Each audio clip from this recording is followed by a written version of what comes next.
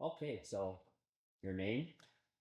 My name is Gary, and the owner of G Tech Auto and lead auto technician for the shop.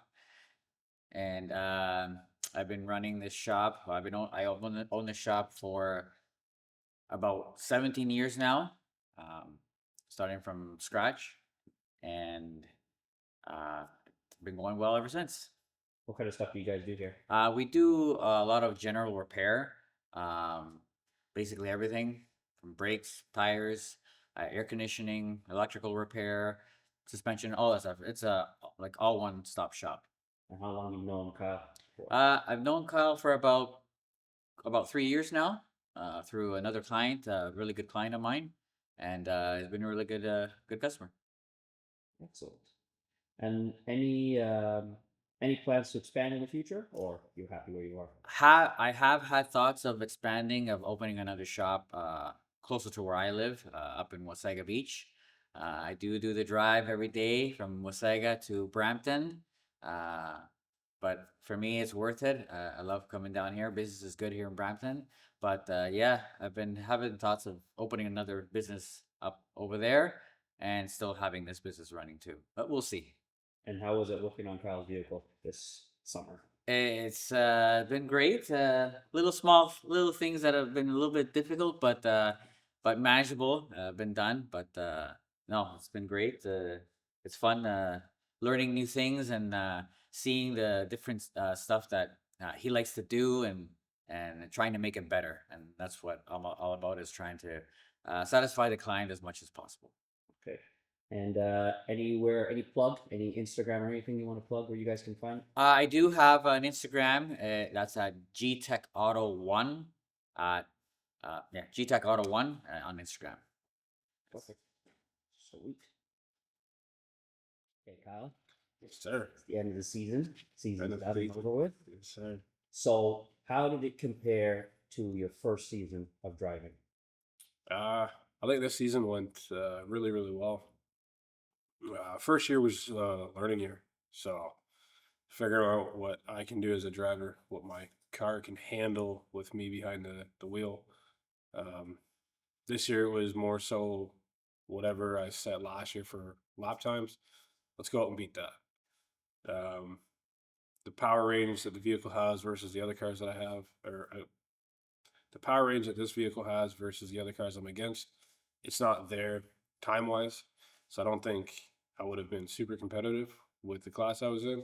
But if I can go out every event and beat my time from last year, that shows me that I'm improving, and maybe I could start winning eventually down the line, whether that be putting more power into the car or what. As long as I learn the fundamentals of driving on track and during races, I should just keep improving. So it was a really good year. It was a big improvement. What show's that from? I have no idea. All you cool cats and kittens? That's from a fucking Tiger King. From what? You ever see Tiger King? Tiger King? Never watched it in my Pretty life. sure the wife was always talking about like, all these cool cats and kittens. Some weird shit. I don't know. I know you're into that shit. Which is okay. I have to say that. It's okay. I support your decisions. You're my friend. I'm a supportive friend.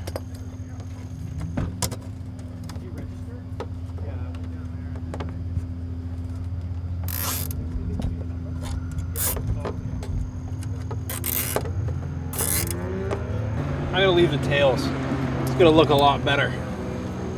It's gonna look like I'm going so fast that it's just fucking.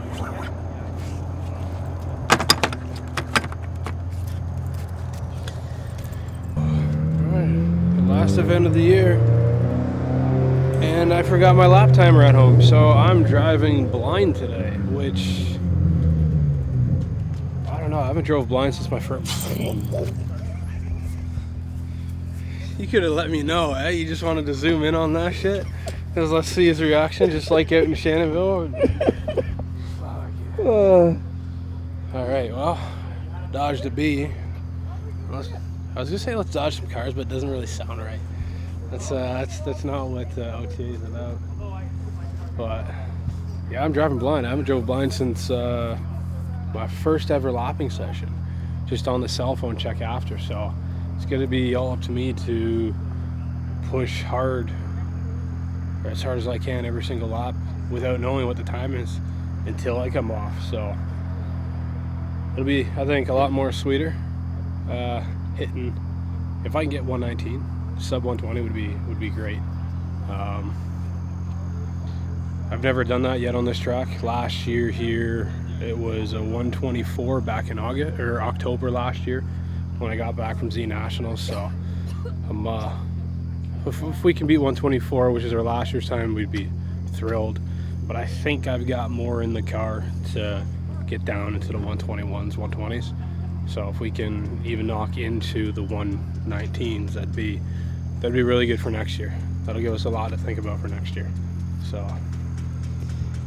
I gotta check tire pressures and get changed. Driver.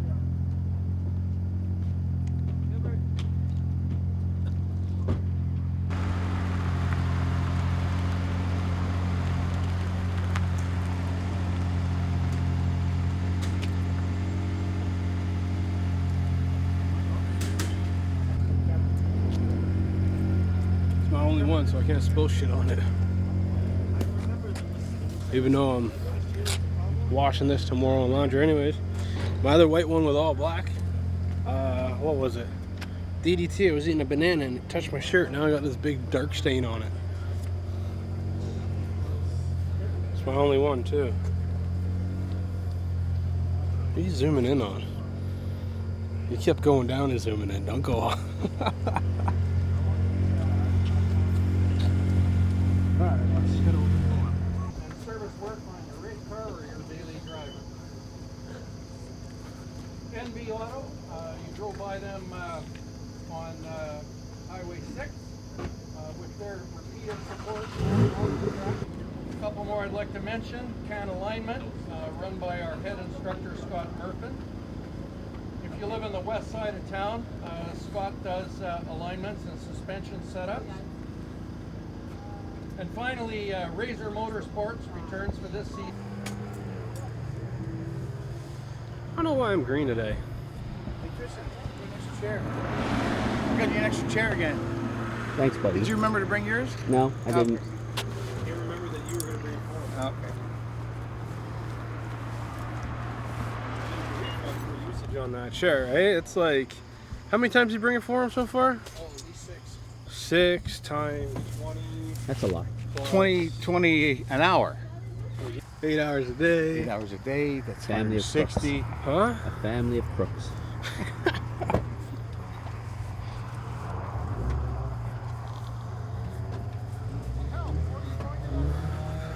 Oh, I disappeared. Oh no, I didn't.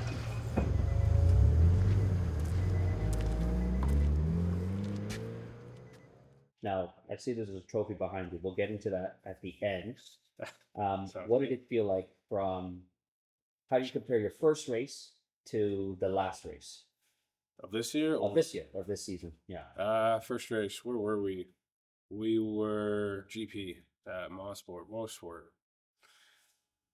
Mosport race was amazing. It's my favorite track that we go to. I don't think there will ever be a year where I don't attend Mosport GP. I might skip some other tracks, but that's definitely where we're going first. That first race was a huge weight off the shoulders, knowing that last year was a learning year and this year was more of a, okay, let's find more time. Yeah, it was a pretty great race that day. And then the last race of the year, last race was also really well. Behind me happened before it, and the last race I actually got a faster time than I did for that trophy back there. So it's showing a lot for next season. I think if I had a little bit more brake pads on the car, I could have been faster, could have trusted braking more. But first to last race, just great season. Felt great.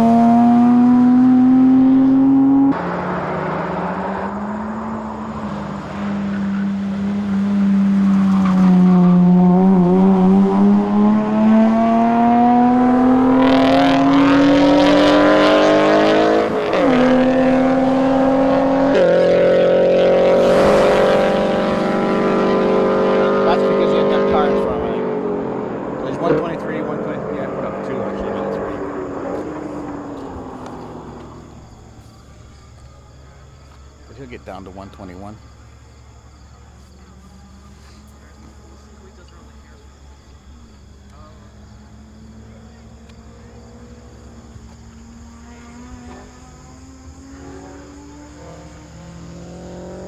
Catching more now. Because they're a lot slower than him.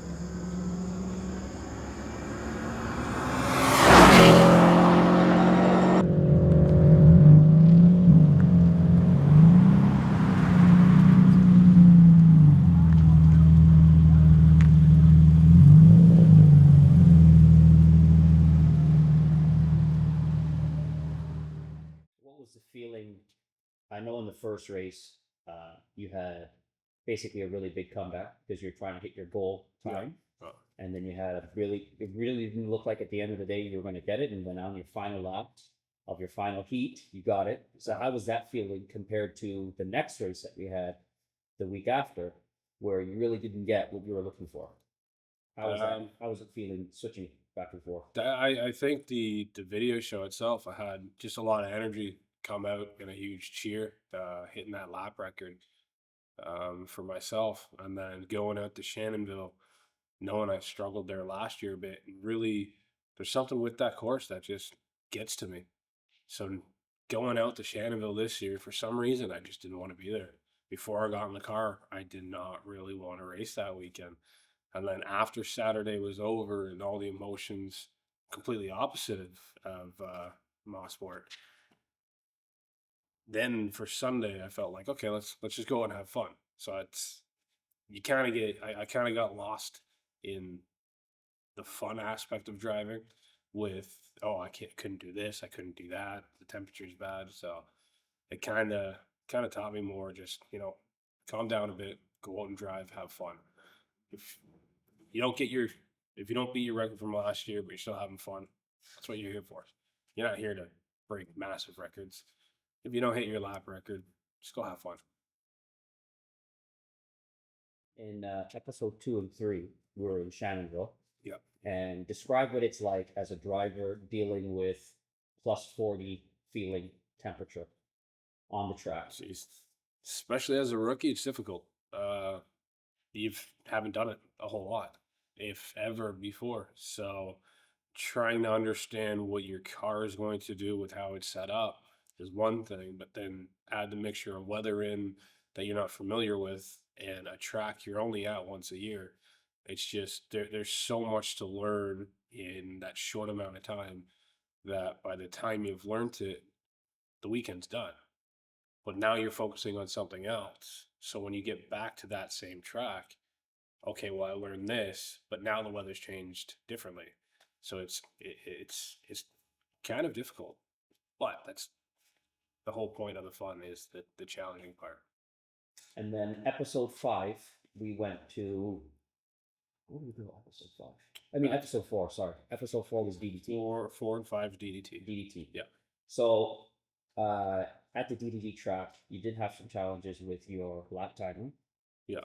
Can you explain a little bit how that felt, just not knowing what your times were going to be? Kind of weird. Last year I at least had my cell phone running in my car with solo laps or whatever the program was. So not having it this year to actually record, it felt weird at first, but then it was okay because I told myself, just go out and drive. You'll come off after your lap, see what you did. If I got to where I wanted to be, hey, that's great. If I didn't, okay, well, remember what I did, go out and do better, or try to do better. DDT weekends, weather was actually really good. Wasn't too hot, obviously wasn't cold, and the surface there is a lot smoother than Shannonville. Shannonville's really, really rough track. DDT is nice and smooth, so the grip for me in my car is a bit better than going over bumps and lifting when you're braking because the bumps are so bad. So it was a good weekend. And how do you feel about seeing Buddy there, that the bottom out of his vehicle there? Oh, the Honda. Yeah. I actually, watching back, I thought it happened right in front of me, but there was probably 3 or 4 cars that went by before it happened. But yeah, I come around 1, 2, probably like 3 or 4 corners. I'm not good at remembering which. I come around the corner to come down that straight, and I just see this big poof of white smoke. I'm thinking, shit. Okay. And I'm looking, I don't see any flags. They didn't have that many marshals, but there's no flags. So I'm like, all right, these laps are probably done. As I take the corner, I can see the head of his piston just sitting there on the track. I thought I've never seen that before. So it was interesting because anything like that can happen. So just hope he didn't money shift. One thing we didn't really go into, but there's another guy that always came to every race, and that's your father. So what's it like having your dad there? Comes to every one of your races. Makes me feel young. No, it's great to have him there. He's been there through my whole childhood for hockey, growing up, probably starting on skates probably as soon as I came out. Put me on skates as soon as I could stand or walk. Probably about 3 or 4 I started actually getting into hockey, all up until I was about 19, 20. He's always been there for that. So the fact he can join me through my adventures as a racing driver, it's kind of cool. It kind of brings back that bonding we had as a kid into now bonding as adults over something a bit bigger than just hockey. And it's cool that he takes interest in things that I'm interested in. I think that support system I have there is pretty cool. After 6 races, or 6 events, sorry, what is your most memorable moment, the best moment? I want to say that just when I could beat my lap time. So GP weekend. Actually, we started pretty good with GP weekend, beating my lap time. And then the last race at TMP, I wasn't a fan of that track this year until we got there. And I think last year I was a 126-ish. This year I hit a 119, I believe. Just snuck into the 119s on the last event. So that's a huge improvement there. And I kind of like that track again just because of that. Not Shenandoah. So let's talk about event number 6. How did it feel? What was a high point during that race or that event? We started that event with 0 lap time whatsoever. I had opted to sleep at home that night instead of usually camping at the track. And I had no lap time or no way of even remotely checking times. So I just went out and drove. I tried to push the car a lot harder in the corners, going in, braking later, coming out faster. That seemed to work pretty good. So it's just a good weekend overall for the last event. And kind of surprised me a bit too. Because I know with my buddies that drive 370s, we all try to get under 120. Sub 120 for all of us in the 370, 350s. That's a pretty good lap time. So the fact that I was able to sneak into the 19s, share that info with all my buddies in the same car, it's pretty cool. Now, because your lap timer wasn't working there, your dad was doing these hand signals. Yeah. Can you explain Yeah. hand signals? So we were about a lap behind. And then, so because he's got his lap timer and his hand signals, this would obviously be 4. Anything upside down would be like, so a 5 down like that would be a 19. A 4 down is 18. And then obviously a full fist is 20.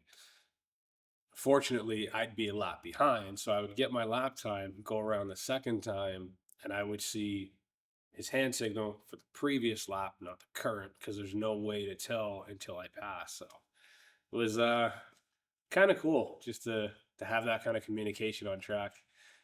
I think maybe a 2-way would be maybe easier.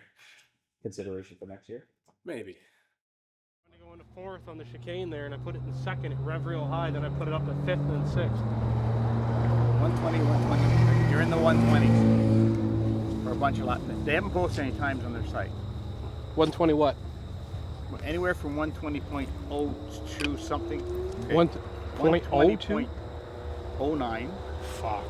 Now that's my timing, so Yeah. you can add probably maybe 10. Yours, Well, no, your timing's been pretty good this year. your So first lap was 121. yeah, no, I saw that. 1-0. And it went 0.5, 0.0, 0.3, 0.2. Well, I misgear that. It just absolutely reeked.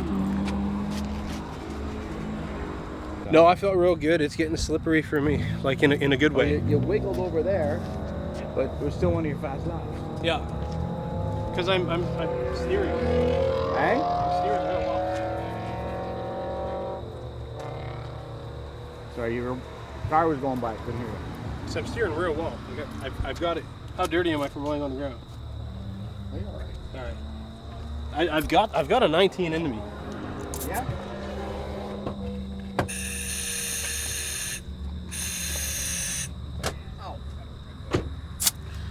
I mean, with the car driving as well as it is, there's no point in adjusting my tire pressure. I'm getting faster laps with more air in the tires, so I just want to notch it down a slight bit.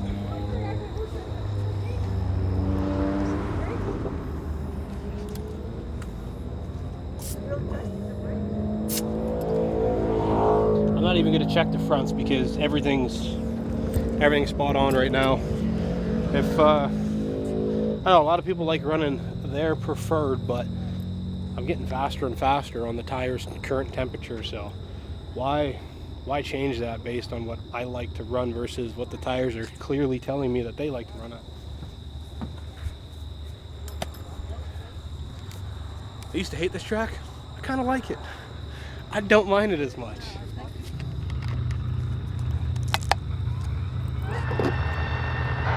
Do you think your faster times are attributed to the fact that you don't have your lap timer in the car? You just focus on filling the vehicle and just driving? That's a really good question. I honestly, I don't know.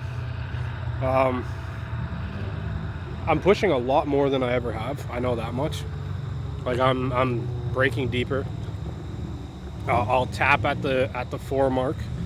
I'll be on brakes by 3. I'm off brakes at 2. I think the tapping is helping set the brakes instead of just pushing them and waiting for them to grab. I know they're going to grab immediately, so I think that's helping a lot better.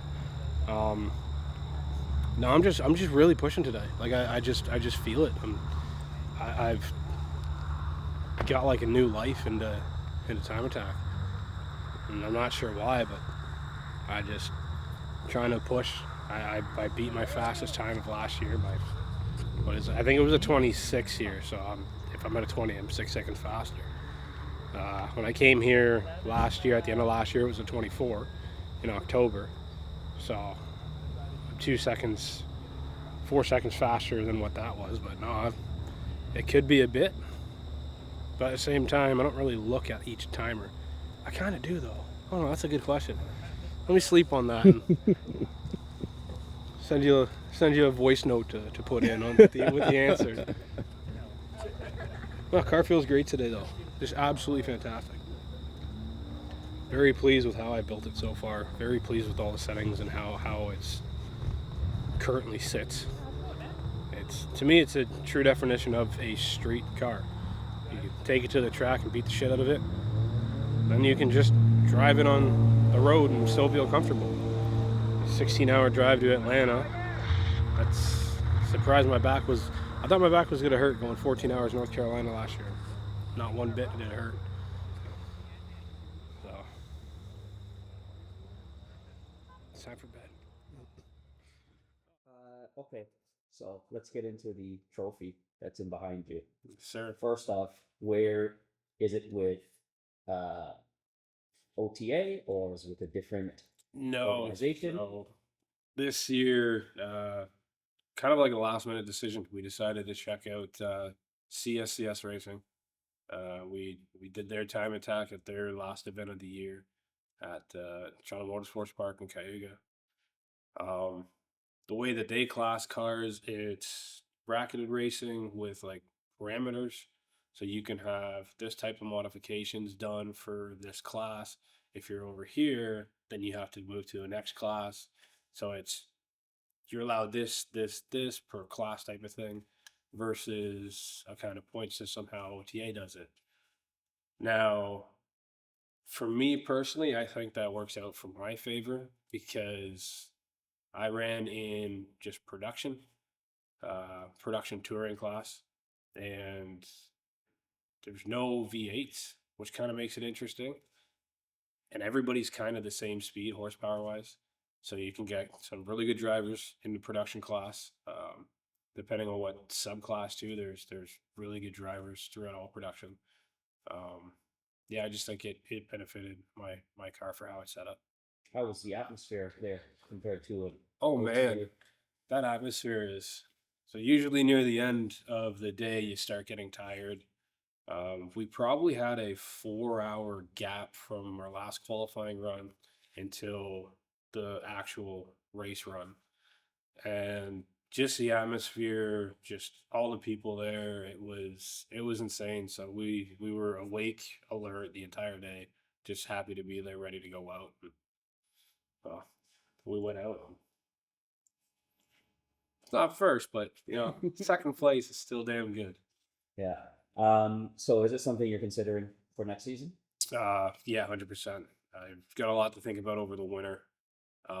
But in terms of competitiveness for myself, I do think CSCS might be a little bit better for me in terms of just competition level for the car, exposure for everybody who's helped out with building the car and maintaining the car, um, better exposure for the guys here at GTEC Auto and Gary, and that's for me. That's a good way to give thanks to people is by getting them that type of exposure, um, and the whole lap traffic with their qualifying, as bad as it was during the last event, I kind of enjoyed that because it made me think about more things that could happen as a driver versus just drive straight turn, because you have all these other cars on the course. So if you got a guy blocking you, not letting you by, it's how can I get by him? So it's a little bit more, in my opinion, it's a little bit more race aspect than just a time trial, time attack aspect. Is there any plans to do any more upgrades to your vehicle? Ah, it's the list doesn't end. Mm. Yeah, it's not ending. Mm-hmm. We'll leave it at that for now. Yeah. Yeah. We'll leave it like that for now. Okay. Just want to talk a little bit because we had your company pretty much plastered all over every video that we put out there. Yeah. Can you just talk about how that company started? Yeah. So me and one of my high school friends, actually, really good buddy of mine, Josh, we started a car club on YouTube. Not necessarily a club, just like a page on social media. Back in 2017, pre-COVID, we used the whole cruises, events, car meets, just drives down to places. Like we went down to Niagara with a bunch of guys, met up with the car club down there, had kind of like our own cruise and meet, came back, everything was good. And then COVID and post-COVID, those meets started getting kind of ruined a little bit. So we pulled out of them, but we kept our page and our brand going.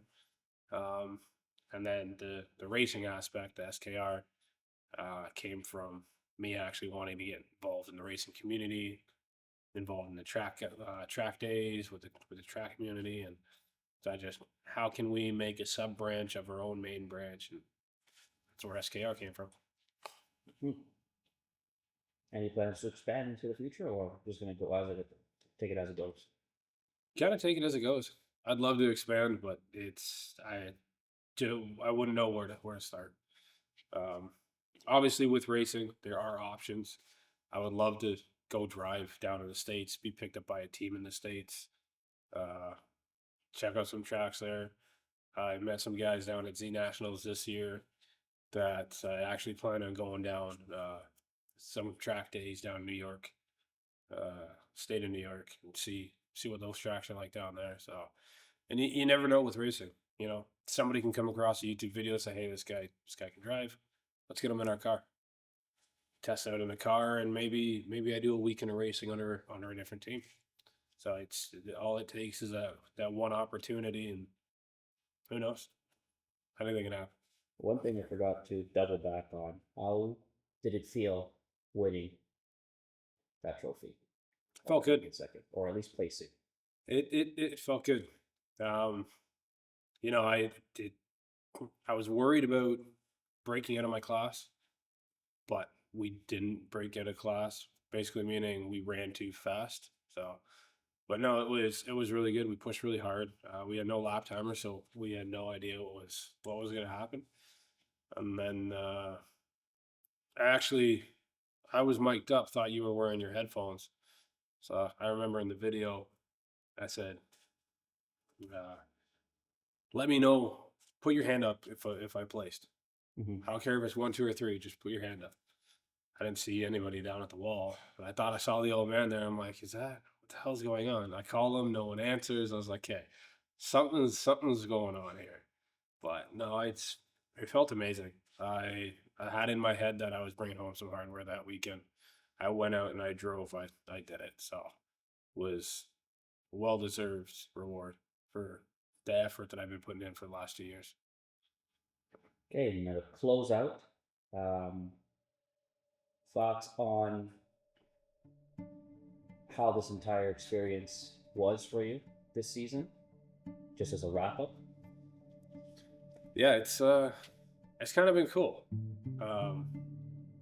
I think the number one reason why I wanted to film this year was to have better versions of the memories of my race season. The in-car footage is great.